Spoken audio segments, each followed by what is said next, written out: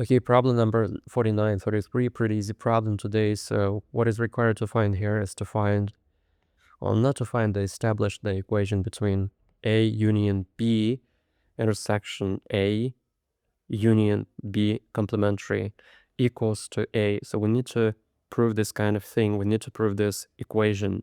So I'm going to prove it in a very rigorous way to make it more interesting and fun.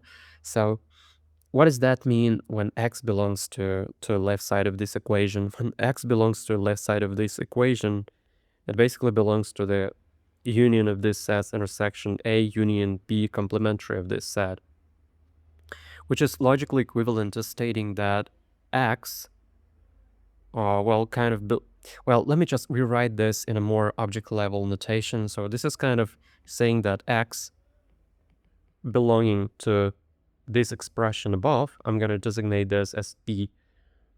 It is logically equivalent, well, in this case, it's object level equivalent to saying that x belongs A union B, and at the same time, x belongs to A union B complementary. And now it gets interesting. Therefore, for any x from universe x belonging to P is equivalent to saying that x belongs to A, or disjunction A, x belongs to B, conjunction x belongs to A, disjunction x doesn't belong to B. Nice. Now simplifying further, we have x belongs to B is equivalent to saying that x belongs to A, x belongs to A, conjunction x belongs to A, disjunction x belongs to, yeah, I'm gonna write it like x doesn't belong to B, like this, and or x belongs to B, conjunction x belongs to A, disjunction x doesn't belong to B, like this. Nice. Therefore, x belongs to B equivalent to x belongs to A, conjunction with x belongs to A, which is x belongs to A, or disjunction x belongs to A, or disjunction, or no, conjunction, sorry. Conjunction x doesn't belong to B, disjunction x belongs to B, conjunction x belongs to A, disjunction x belongs to B, conjunction x doesn't belong to B, like this.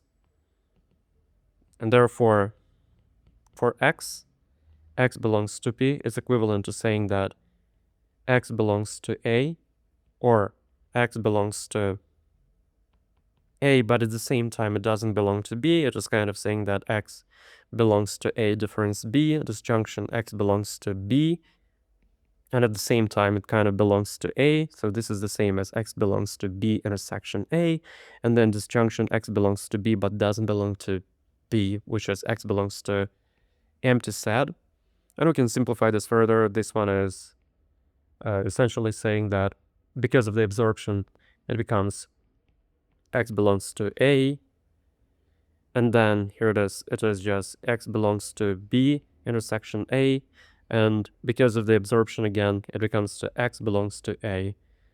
Therefore, for any x belonging to the universe, we have x belongs to B, which means that x lies in A, which is equivalent of saying that x belongs to A for if and only if x belongs to P.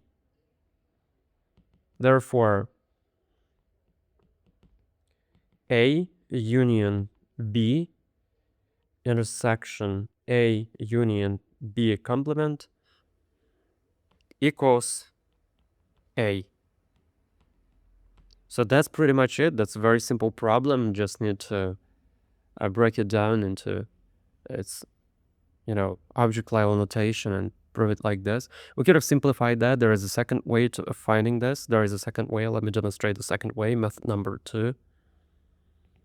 So method number 2 is much simpler. It's kind of, it's based around set-theoretic notation or whatever. So if we have A union B, And then we have intersection A union B complementary.